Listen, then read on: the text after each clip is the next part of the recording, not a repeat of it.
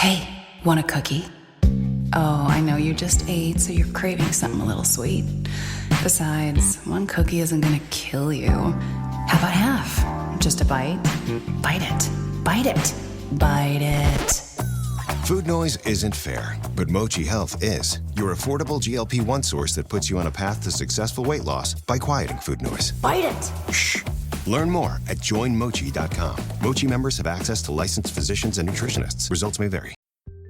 This episode of Voices for Justice is sponsored by Shopify. Starting a business is filled with a lot of what-ifs. What if I fail? What if nobody listens to the podcast? What if nobody cares? It can definitely be hard to get over that doubt and uncertainty, but making that leap was one of the best things I've ever done, and it's great to know that I'm not alone with a business partner like Shopify. Shopify is the commerce platform behind millions of businesses around the world, and 10% of all e-commerce in the US, from household names like Heinz and Mattel to brands just getting started. And I'm telling you, their tools really do feel like you have a business partner. They have hundreds of ready-to-use templates to help build a beautiful online store that matches your brand. You can also get the word out like you have an entire marketing team behind you. Easily create email and social media campaigns wherever your customers are scrolling or strolling. And if you get stuck, Shopify is always there to help with their award-winning 24/7 customer service. It's time to turn those what-ifs into with Shopify today. Sign up for your $1 per month trial today at shopify.com/justice. Go to shopify.com/justice. That's shopify.com/justice.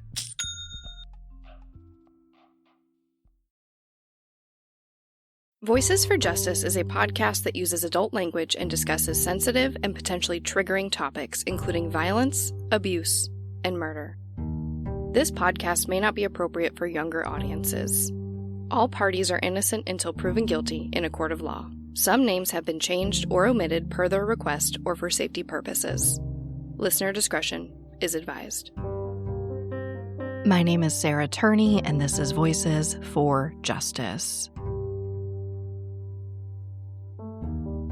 Today, I'm discussing the case of Margaret and Seana Tapp. In 1984, the Tapp family made a home at 13 Kelvin Drive in the suburb of Ferntree Gully in Melbourne, Victoria, in Australia. It's been described as a safe, peaceful suburb with a crime rate that's next to nothing. I'm sure 35-year-old Margaret Tapp thought it was an ideal place to raise her two children, 9-year-old Seana and 14-year-old Justin. She'd been divorced from her husband, Donald Tapp, for about 5 years, and was full steam ahead with forging this new life for herself and her children. She worked full-time as a nurse and was in her third year studying law full-time at Monash University. Her goal was to combine her work experience to specialize in medical malpractice cases. But before she could realize all these dreams, before she could graduate, before she could see her kids graduate and start families of their own, it all came crashing down. This is the case of Margaret and Seana Tapp. The Tapp house had many visitors on Wednesday, August 8, 1984. The first was a next-door neighbor, a young girl who came looking for 9-year-old Seana Tapp so they could walk to school together as they sometimes did. When there was no answer, she walked alone. The next was Margaret Tapp's sister's boyfriend, Tony Blackwell. He was out running errands and came to the house around noon. He remembers seeing the newspaper in the front yard, so he picked it up to bring it to Margaret. But like the young neighbor, he also received no response, so he left the paper by the front door and left. The third was 44-year-old James or Jim Rollins. He got to the house at about 6 p.m. to pick Margaret up for their prearranged night out at the opera. He'd come to pick Margaret up at her home several times before, but something was clearly different this time. The blinds were closed, Margaret's car was sitting in the driveway, and the morning paper was still sitting by the front door. But like the other two visitors that day, he also received no response when knocking on the door, which was locked. This just wasn't like Margaret. She and James had known each other for years, and she wasn't one to just cancel plans without letting you know. So James is understandably concerned. He walks around to the back of the house to the back sliding door, which he knew had a broken lock. When he lets himself in, he calls out for Margaret, but there's no answer. From there, he begins walking to Margaret's bedroom. When he peeks in, he sees that the bed isn't made, and the comforter is kind of bunched up around Margaret, covering everything but her face from the mouth up. James walks in the room, puts his hand on the comforter, and says, "Marg?" He can tell that her complexion is pretty pale, and according to statements he gave police, at first he thinks she might be sick in bed. But then he pulls the comforter down. In his statement, James said, quote, "Her hands were crossed, with her right over her left, and resting on top of her chest, just covering the lower part of her neck. I don't think I saw blood, but it was blood-colored. I thought Marg was dead. I then rang police." End quote. Now, of course, at this point, he's worried about Seana. Justin was staying with his grandparents, so he's safe. But the neighbors at 11 Kelvin Drive were supposed to be watching Seana while he and Margaret went to the opera. So James runs next door to check on her, tell them about Margaret, and probably just get some help in this situation. But then they tell him something that makes his heart drop. Seana wasn't there. So James rushes back to the Tapp house and to Seana's room, where, like Margaret, he finds her deceased in her bed. This episode of Voices for Justice is brought to you by Quince. I've been trying to be more intentional about what I wear each day. I'm leaning into pieces that feel effortless, comfortable, and still put together, and Quince has been my go-to. The fabrics feel elevated, the fits are flattering, and everything just works without overthinking it. They use premium materials like 100% European linen, organic cotton, and ultra-soft denim. And the best part? Everything is priced 50 to 80% less than similar brands. They work directly with ethical factories and cut out the middlemen, so you're paying for quality and craftsmanship, not brand markup. I recently just ordered their tiered linen dress, of course in black. I wanted to pair it with one of my favorite pairs of brown wedges. The problem was, I didn't have a brown purse. So I got that from Quince too. It's one of my favorite outfits. It's easy, effortless, and feels amazing, especially as we're getting a little bit warmer here in Phoenix. Refresh your everyday with luxury you'll actually use. Head to quince.com/justice for free shipping on your order and 365-day returns. Now available in Canada too. That's QUINCE.com/justice for free shipping and 365-day returns. Quince.com/justice. This episode of Voices for Justice is sponsored by Chewy. If you have pets, you probably know about Chewy, and you also know that when they say that they have everything you need to keep your pet happy and healthy, they're not messing around. To keep them happy, Chewy has over 100,000 products from all the brands my pets love at prices I love. To keep them healthy, Chewy offers pet prescriptions, pet insurance, telehealth vet visits, and they're even rolling out vet clinics across the country. I've been shopping with them for a very long time. And in addition to the auto-ship feature that gets the dog's food to them every single month, I also love to experiment with different treats. But I'm a bit picky. For me, it has to be high quality with simple ingredients. I recently picked up treats from Shepherd Boy Farms that are 100% just chicken breast. Popcorn and Heber are already obsessed. Chewy has everything you need to keep your pet happy and healthy. And right now, you can save $20 on your first order and get free shipping by going to chewpanions.chewy.com/SarahETurney. That's chewpanions.chewy.com/SarahETurney to save $20 on your first order with free shipping. chewpanions.chewy.com/SarahETurney. Minimum purchase required. New customers only. Terms and conditions apply. See site for complete details. According to reporting by Nathan Jolly for news.com.au, Margaret and Seana had both been strangled. Investigators say likely with some type of rope, judging from the fibers around their necks. Margaret had not been sexually assaulted, but 9-year-old Seana had. Ken Mahan, a now retired detective senior agent with the Victoria Police, spoke with Denise Erickson for the New Daily. Quote, "It was a horrible scene. That poor little girl who had her whole life cut short. She had her whole life ahead of her. I was absolutely gutted." End quote. Now, like I said, luckily, Margaret's son Justin was staying with his grandparents, so he wasn't home when any of this happened. As far as we know, he was never considered a suspect, nor had any motive to commit the murders. After finding out about his mom and sister, the police actually let him come to the scene to see their bodies. And all of this is really something that haunted him for his entire life. He told many people that he felt guilty he wasn't there to help them. But investigators do believe that whoever did this likely knew the family and the layout of their home, because there was no forced entry and nothing had been taken. Whoever did this was either let in through the front door or used the broken back door. So let's go over what we know about this scene and what the killer or killers may have left behind in terms of evidence. Now, we're a bit before DNA was the name of the game in investigations like this, but investigators still collected and retained some semen found on Seana's nightgown. They also found many sets of fingerprints, mostly belonging to friends and family, and 2 different hairs on Seana's bed. They also found footprints in Margaret's bathroom and bedroom. Investigators quickly determined that they were made by a pair of size 11 Dunlop volleys. These are pretty well known in Australia, but for my US listeners who may be a little lost here, like I was before looking them up, they're basically a kind of tennis shoe. They almost look like a cross between low-top Converse and Vans. And these shoes left behind red dust that they determined came from a tennis court.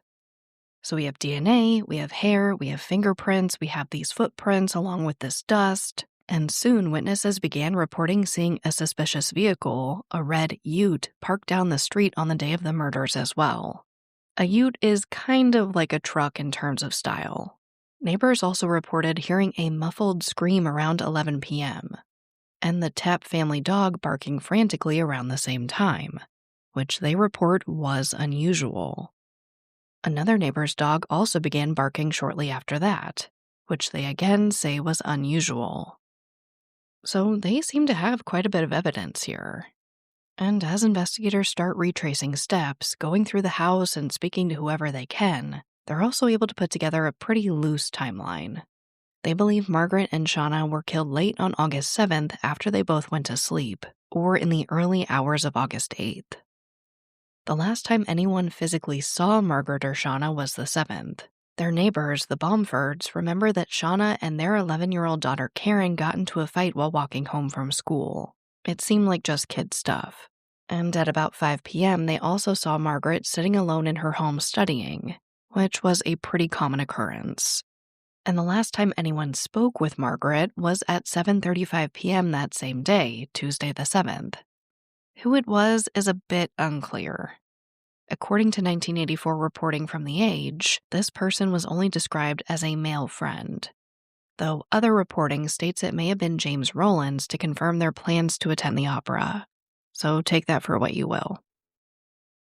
Now, you'd think this is a case that would be splashed all over the media. A mother and her young child killed in their own home. I mean, we know that these are the kinds of cases that most major media outlets gravitate towards. Really, just the most unthinkable of crimes. But there were really only a handful of articles written for the local papers back in 1984. According to that same reporting by Nathan Jolly that I mentioned earlier, he accredits this to Margaret's loved ones, and specifically her parents. He describes them as strictly religious and private people who didn't want the details of Margaret's social life to become a matter of public folly, so they essentially shied away from doing media. Keith Moore for the Herald-Sun added to this sentiment, stating in his reporting that Margaret's ex-husband, Donald Tapp, also shied away from interviews. He said he wanted to protect his family and their son Justin. I'm sure they were hoping that this would be solved quickly and privately, as I think most people would. But the truth is, much of what we know about this investigation, what really became public, does largely stem from Margaret's social life. Like I told you earlier, she'd been divorced for about 5 years now, and her ex-husband, Donald Tapp, was cleared rather quickly. By all accounts, their divorce was amicable, and it seems that afterwards, Margaret was a very eligible bachelorette, and a bit of a heartbreaker. In fact, after speaking with Margaret's friend/coworker of 8 years, investigators believe she was likely killed by one of these lovers. Like I said, Margaret was a bit of a heartbreaker, and this friend is very honest with investigators about this. According to reporting by Keith Moore for the Herald-Sun, this friend describes Margaret as a, quote, real bitch to the men she had relationships with, end quote. She added that Margaret would often ridicule men due to their lack of sexual experience, and that, quote, Margaret could chop men up into little pieces, end quote. I mean, we love an honest friend, especially because it does seem particularly relevant to the investigation. So they start looking at men in Margaret's life to see if any of them may have felt scorned or gotten their ego bruised and felt the need to get revenge. Of course, they looked at James Jim Rollins, the man who came to pick Margaret up for the opera that night. Now, this is a man who'd been in Margaret and her children's lives for years. James and his wife used to live next to Margaret and Donald Tapp before their divorce in 1979. James's wife had unfortunately passed away from cancer, and Margaret helped care for her. Their relationship is a bit unclear as whether it was platonic or romantic. Some reporting calls them just friends. Some say it was her boyfriend. So again, take that for what you will. But overall, this man has been described as someone who'd been around for a long time and as a very kind man. He was interrogated and cleared early on. Now, like I told you at the very beginning of this episode, Margaret was a nurse before she was killed. And she didn't just work at one hospital. She worked at quite a few. And it seems that at the time of her death, investigators obtained the names of at least 5 doctors across these different hospitals that she dated after her divorce. And one of these doctors had an obviously more serious relationship with Margaret than the rest. This is Dr. John Bradkey, who was married. And you guys, this was not a secret. He bought Margaret's home for her on Kelvin Drive in 1981. That way they could have a place to engage in their affair. His wife, Kay, told police that Margaret had also on at least one occasion come to her home to beg John to leave his wife. According to Kay's statements to police, when he refused, Margaret threw a rock through their window before taking off all her clothes and lying naked in the front yard. She and her children hid in one of the bedrooms while her husband drove Margaret home. And according to reporting by Keith Moore for the Herald Sun, his wife also found a homemade sex tape of Margaret and the doctor. So again, none of this was a secret between the two families. But we know that John Bradkey did not kill Margaret or Seana. He died in a car accident in 1983 while on his way to deliver a baby in the middle of the night. And that's really where things get more complicated. According to Margaret, he'd arranged for the home on Kelvin Drive and a bit of money to be left to her in the unlikely event of his death. But by the time they got to court, that's not what happened. Kay produced a version of the will where nothing was left to Margaret. Now, Margaret did contest this, arguing that his wife potentially altered or destroyed documents. And Margaret kind of won in court. She was awarded half the home he'd purchased for her, and then proceeded to buy the other half from his estate, basically from Kay. So at this point, all eyes were on Kay. While she has been described as being cooperative with police, she was at the top of their suspect list, as according to one court document, she had previously threatened to kill Margaret. And not alone.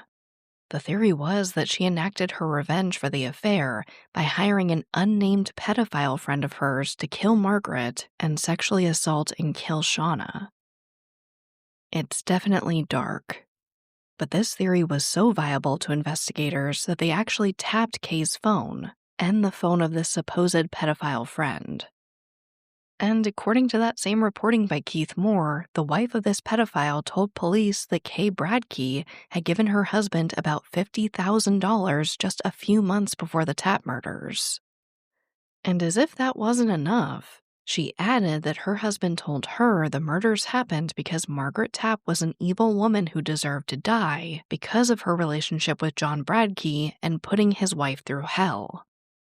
And in a sworn statement to police, Kay Bradkey admitted to giving this friend a loan for $52,000 in early 1984, but she says he paid most of it back before the murders took place. And that's not even it. After his death, John Bradkey's parents wrote to Margaret Tapp and told her they believed Kay was in a relationship with a pedophile. A relative of John Bradkey also told police he believed Kay had motive for the Tapp murders because Margaret was attempting to contest John Bradkey's will. John Bradkey's own father also wrote to Margaret's parents after her murder to tell them that Kay and Margaret were arguing over the correct ownership of the property, and that Margaret believed there was another will hidden somewhere inside of Kay's home. The letter added that Kay hated Margaret, This belief that there was a hidden will was also reiterated by 14-year-old Justin, who told police that Margaret believed Kay had destroyed John Bradkey's newest will, leaving much more to his mother. It's a lot of evidence stacked up against Kay Bradkey. But unfortunately, the police have been very clear that one of the biggest hurdles in this case is not a lack of suspects, but an abundance, all as suspicious, if not more suspicious, than Kay Bradkey. Insurance isn't one size fits all. That's why customers have enjoyed Progressive's Name Your Price tool for years now. With the Name Your Price tool, you tell them what you want to pay, and they'll show you options that fit your budget. So whether you're picking out your first policy or just looking for something that works better for you and your family, they make it easy to see your options. Visit Progressive.com. Find a rate that works for you with the Name Your Price tool. Progressive Casualty Insurance Company and Affiliates. Price and coverage match limited by state law. At DSW, we ask the important questions, like, what shoes are you going to wear? Whether you're prepping for wedding season, festival season, or just planning the ultimate vacay, the right shoes can make or break an RSVP. So own the moment. You've got big plans, and we've got just the shoes. At the perfect price, of course. Get ready to get ready with Designer Shoe Warehouse. Head to your DSW store or DSW.com today and let us surprise you. Let's go down the list of suspects and persons of interest in this case, because there are many. Some have been investigated and ruled out. The others, well, it's a bit unclear what has or hasn't been done, and many of them have never been named. But let's go through it. Now, we know that Margaret was a busy woman with many passions. She worked as a nurse, and beginning in 1981, she was in her third year studying law at Monash University. At school, she met another student who struck her fancy. They were together 4 days before her murder, and went to lunch just the day before her murder. But this man is kind of a footnote in this case. It's unclear if he was ever extensively investigated. As if Margaret wasn't busy enough, she was also pursuing her semi-trailer license to help an ex-boyfriend's family harvest their crops, and she found a friend who agreed to teach her for free because he enjoyed her company. He was interviewed by the police with his wife present. During that interview, he admitted that he was her instructor and had been to her home several times to pick her up and drop her off, but he made it crystal clear that he never went inside the house. However, as it turns out, his fingerprints were found inside the Tapp home. So he lied to the police and he lied to his wife. Whether or not that was to hide a crime or hide cheating is unclear, but he doesn't seem to be the focus of this investigation. They also looked into a teenager who lived on the same block who was apparently known for making, quote, sexually charged comments, end quote, to women. In fact, Margaret was apparently warned of this before she agreed to let him cut her lawn regularly. According to that reporting by Keith Moore, this teenager came from a family that's been described as notorious, but he was never brought in for questioning. Now, this was a larger family with many children, and after the murders, the boyfriend of one of their daughters, who was apparently living on the property, was charged with a sex crime against a child. However, it doesn't seem that police have made any connection between him and the murders at this time. There were some other interesting possible connections made as well. Investigators learned that Margaret's brother and a few of his friends had helped Margaret move some furniture into the home, and one of these friends was the owner of a ute, which is the same vehicle a witness reported seeing parked down the street on the day of the murders.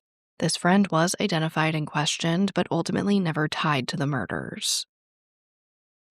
They, of course, looked at her sister's boyfriend who stopped by around noon that day, but he was quickly questioned and cleared. But Margaret's sister had another name for police, Ian Cook, a former police officer who was much older than Margaret. He was actually a friend of her parents. Ian's name was actually the first that Margaret's sister Joan suggested to police as a possible person of interest. She explained to investigators that he would stop by Margaret's home often, and basically tried to sleep with her, but she refused. Margaret also complained to friends that he'd come on very strong. So a lot of people knew about Ian Cook.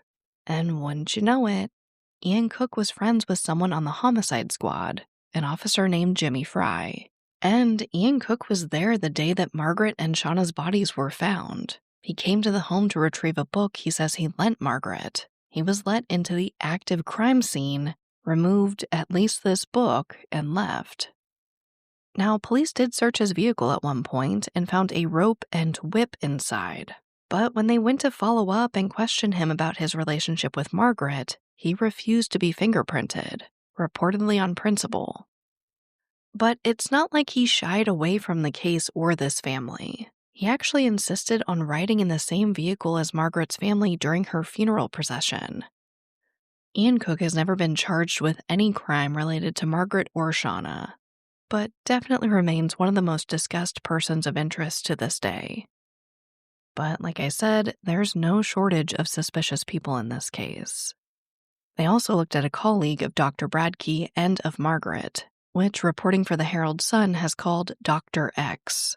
He was younger than Dr. Bradkey, and eventually his crimes of being a serial sexual predator came to light. He was found guilty of 2 sex charges, but was accused of sexually assaulting children and women ages 4 to 29.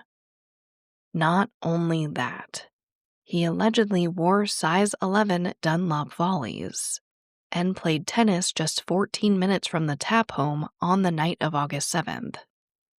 The shoe prints and red dust found in Margaret's home were a match. But he's never been named, let alone convicted in this case. Despite all these persons of interest, and despite the Victorian government offering a $50,000 reward in 1986, the case just sat. At this point, investigators said that they weren't following just one particular lead, and still didn't have any motive for the murders. Detective Senior Sergeant Jack Jacobs added that he wasn't sure if the murders happened after a burglary or if it was a straight-out assault. Which I will say I thought was an interesting statement given that previous reporting stated that nothing was taken from the home. Either way, again, the case just sat. But as we've seen in so many cases, as the years passed and as DNA technology developed, investigators decided to revisit DNA found at the scene in 2008, nearly 25 years after the murders. The semen found on Shauna's nightgown was compared to over 400,000 DNA profiles in a national database. It was also compared to DNA collected from persons of interest throughout the course of the investigation. And this testing produced a match. The Victoria Police Laboratory made a match to a man named Russell John Gesha, who was promptly charged with both murders. Margaret's father told the Herald-Sun that he was very pleased, that he and his family had waited 24 years for this day. But you guys know that since I'm bringing you this case, this comfort, what seemed like answers, quickly fell apart. It turns out that the DNA samples were contaminated. His DNA was found on another item tested on the same day in the same lab as Shauna's nightgown. When they did another round of testing, Gesha's DNA was not a match to the DNA found at the Tapp home, and the charges were dropped. The police issued a formal apology to all parties. I can't even imagine how upsetting and frustrating this was for their loved ones. And unfortunately, this was not the first time there'd been this type of error. According to reporting by the Sydney Morning Herald, in 2003, they discovered that at least 39 cases were identified as needing diagnostic and corrective action, mostly due to contamination. And in 2008, another man was convicted of a rape he didn't commit due to another lab error by the Victoria Police. This man served 16 months for a crime he didn't commit. I think in true crime, DNA is king for good reason. But this is also a good reminder that these things can happen. DNA is subject to human error, which the Victorian government reiterated. They said clearly that this wasn't an issue of funding or lack of resources, but pure human error. Now, all of this led the Victoria Police to rewrite their manual to put less emphasis on DNA evidence without circumstantial evidence.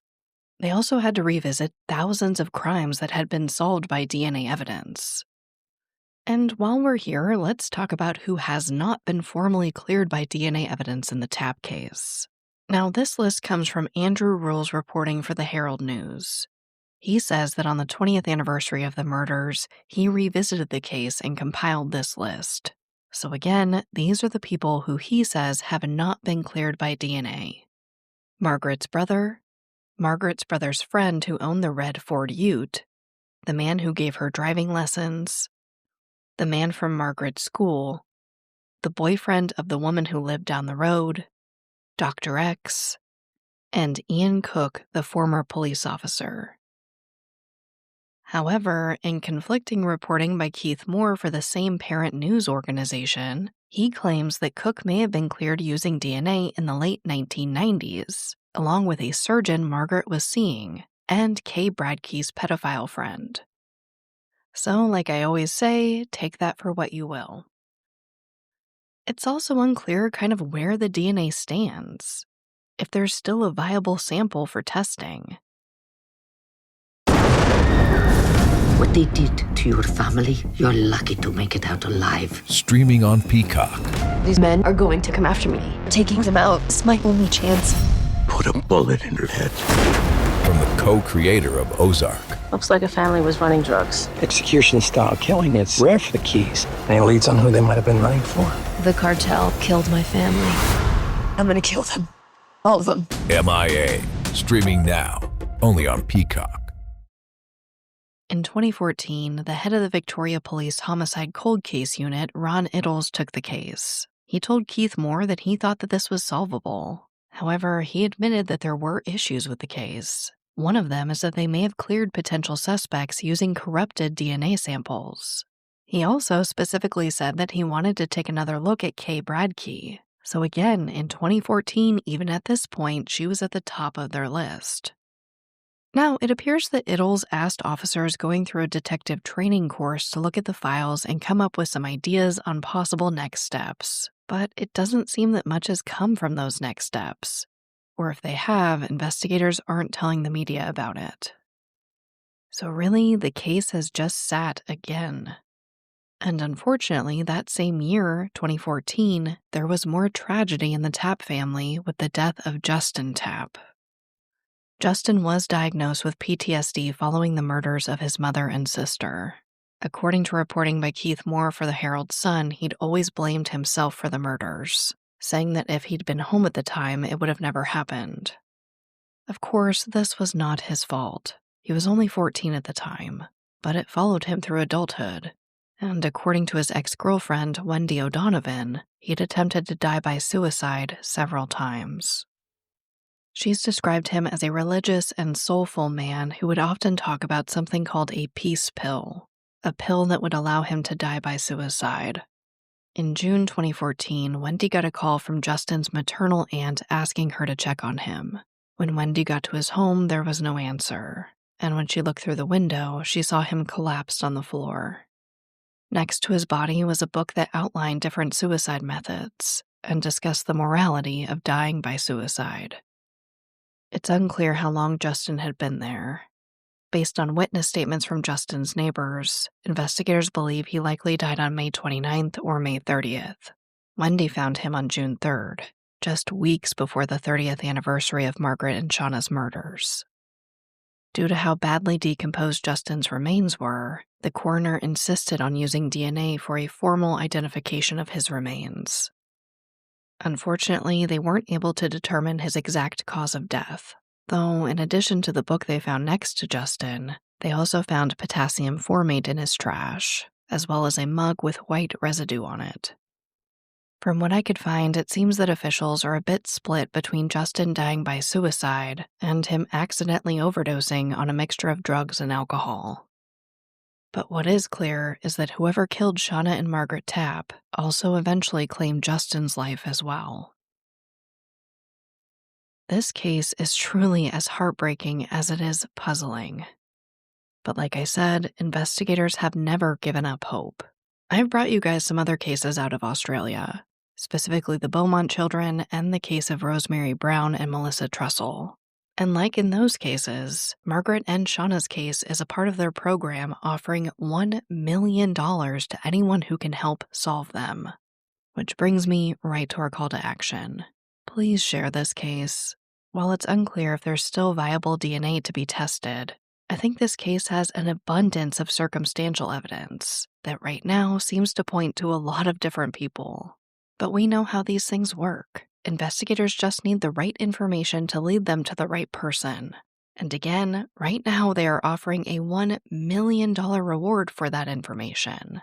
That's a major incentive that needs to be shared, so that hopefully someday there are answers for Margaret, Seana, and Justin.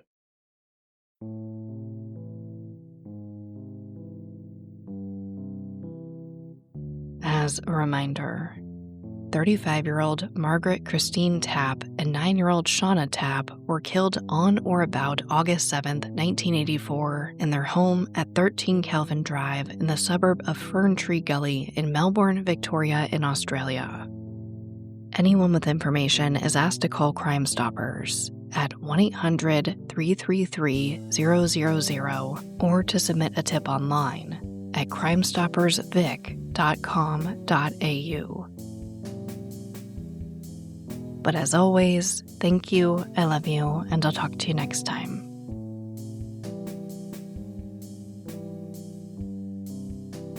Voices for Justice is hosted and produced by me, Sarah Turney, and is a Voices for Justice media original. If you love what we do here, please don't forget to follow, rate, and review the show in your podcast player. It's an easy and free way to help us and help more people find these cases in need of justice.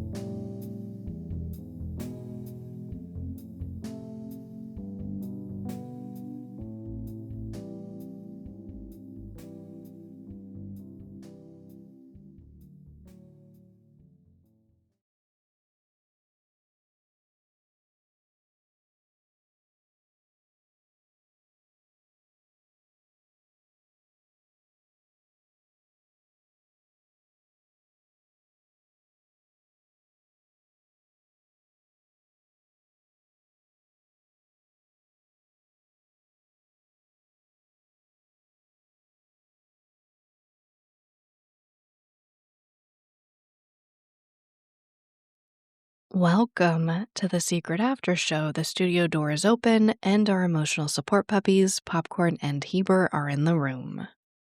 I am finally back after 2 weeks of being so sick. I am also kind of still sick right now. I'm sure, I feel like I hear it and feel it more than you guys, but my voice is still like not 100%, so I'm sorry. I just want to keep bringing these cases to you. I feel like I'm also just like, and I'm sorry if this is gross, just like so full of phlegm, so I'm so sorry, you guys. I am trying my best over here. The same thing happened last year too, and I'm just like so irritated by it. I'm sure a lot of you guys can relate to having like a sickness that just lingers and lingers and lingers, and getting it 2 times in a row, or 2 years in a row, I should say. I'm just frustrated. But I'm going to do my best to keep these coming for you. And again, I'm sorry. Thank you for bearing with me. But let's go on to the case. The first thing I have on my list here is the Victoria Police rewriting their manual to put less emphasis on DNA and more on circumstantial, which I'm not opposed to.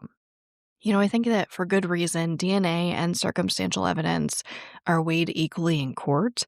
I think what shocked me there, though, was there was seemingly no reform to their DNA handling protocol. Like you'd think, because you guys can research it yourself. There's a ton of stories. Like this was a major scandal that all these cases had to be looked at again, and that all these, convictions could have been potentially overturned. And they say it again and again that their reform is just putting less emphasis on DNA and nothing really about the handling procedures at the lab. I don't know. It's just one of those things that it just didn't make a lot of sense to me. Like, obviously it was human error, so let's go back and see how we can prevent that. I don't know. Maybe there's more to it that I'm not seeing. If you guys know what that is, please let me know. The next thing I had on my list was I just wanted to talk about Margaret's friend who said that she could be a real bitch and chop men up into little pieces. I think when we, there's like this old trope in true crime, right? Of like, when I die, don't tell people that I like lit up a room, tell the truth.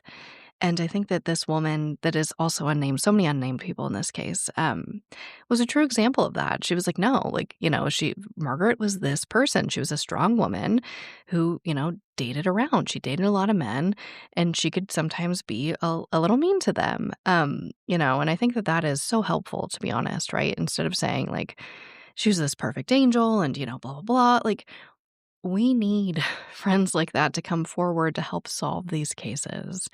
And I wasn't sure about putting in the episode at first because, like, oh, you know what I mean? Like, it's just one of those things that you don't see a lot in reporting. But it is so crucial to the case that I couldn't exclude it. I don't know. It was just one of those things that, like, stopped me in my tracks. But I do think that's a good friend.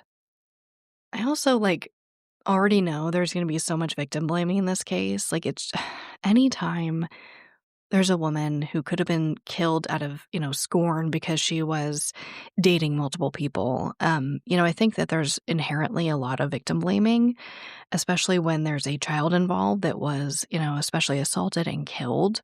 And I just want to reiterate that it's not their fault. Even if Margaret, did metaphorically chop men up into little pieces and degraded them for their lack of sexual skills, that doesn't mean that she deserved to be killed. That doesn't mean that, Seana deserved to be sexually assaulted in any stretch of reality. And I just feel like we need to start facing these conversations head on and not be afraid of them. A divorced woman is allowed to date around. Now, do I think, sleeping with married people and engaging in those affairs is a good idea? No, personally not. But is it a crime, again, that deserves to get you killed and get your child killed? No, it's not.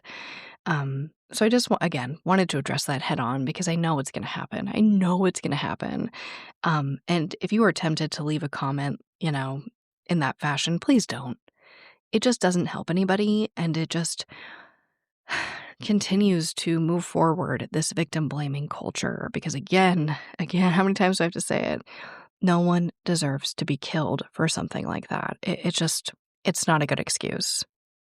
Now let's go on to media discrepancies. There was one article from The Age that said that Seana and Margaret were found by two friends who planned on taking them out. Which I have no idea where that information came from. It's like the only reporting there. But it's interesting. I wanted to include that, not to because we know who found Margaret and Seana, right? It was James Rowlands. But I think it's interesting just to put it out there so that you guys know that sometimes if you read an article, it could be completely incorrect. And I'm sure, the journalists thought that the information they had was good. It's just really important to address so that we can keep our eyes open and always check multiple sources. The next, and probably the hardest thing about this case was who was cleared and using what method. The reporting differs so much, and it's not like a progression over the years, right? I don't think that was the issue. Even in reporting today, it's very unclear who was cleared and how, who was not cleared, who was interviewed. So I did my best. I really did. And that's why I made it such a point to say that this list came from this person, and in conflicting reporting for essentially the same publication, they say something different, right? It's, again, one of those things. So just know that it's not exactly clear who was ruled out and who is still a viable suspect. On to our hero of the episode. Number one, I put it Margaret's friend for being honest with the police. Again, I think that is the greatest kindness you can do to a friend who's in this situation, no matter if the information makes them look good or makes them look not so good. I also put Crime Stoppers for their $1 million initiative. I think that is a very cool initiative. You don't often see governments putting up that much money. And while, the results of these efforts are a bit unclear right now, I really do hope that it does lead to some solves in all these cases that they're offering their reward for. But let's go on to our segment of hope. I'm reading from NBC DFW in Texas, and this is from Katie Blakely. The title reads, UTA students help Arlington detectives make arrest in 34-year-old cold case.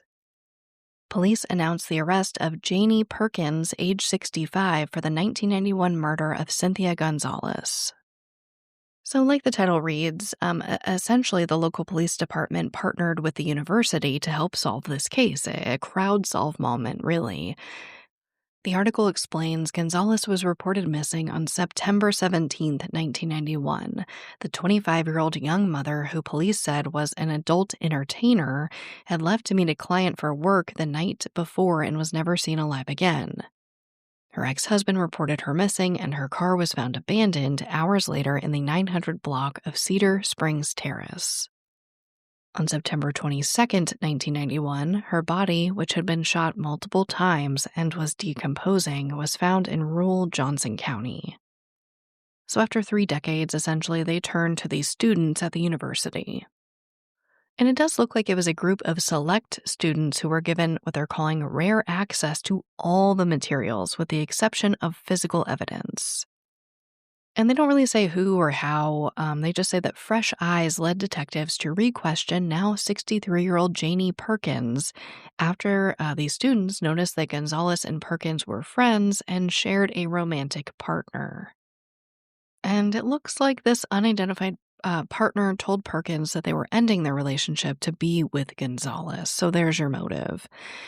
Perkins also had no alibi for the night that she went missing and failed 2 polygraph tests when she was asked if she directly knew who was responsible for the disappearance and death. She even told detectives that she was glad Gonzalez was dead and thought about either killing her or having someone else do it. The article says, following the students' discovery, detectives re-examined the investigation files and discovered that witnesses had said Perkins had admitted she was involved in the murder and had mentioned specific details. Details only the killer would know. So Perkins has been arrested, and this is our segment of hope because there has been a resolution to this case, but I feel like the title is a little misleading. Like, yes, shout out to those university students. Absolutely. They went through it and saw what detectives, in my opinion, should have very clearly seen decades ago. I think all I can hope is that this department and other departments can learn from this. While it is great that we gave this case over, to college students who solved it, if I worked in that department, I would consider this an embarrassment. When I started reading through this article and found out how they solved it, my jaw dropped. It's just, honestly heartbreaking. It seems like there are some cases that are looked at, maybe once and never again. And I don't think there's a good excuse for that, especially after all these years. You can't tell me that this department has been so busy since 1991 that they've never been able to take a second look at this case. And if they've truly been that busy, they need to advocate for more resources. They need to get the community involved. They need to do something because this has to stop happening. And I know I don't usually get upset during a segment of hope, but that's how I feel. I don't know. What do you guys think? Is that fair? Am I being unfair to the police department? I am more than happy to consider your opinions too. I just feel like this family, and I haven't seen any statements from them, but I feel like they have every reason to be upset by this. But I think the segment of hope really does function as a way to show how all these different cases can be solved. And sometimes it's giving it over to a group of students who see what was there all along. But as always, thank you, I love you, and I'll talk to you next time.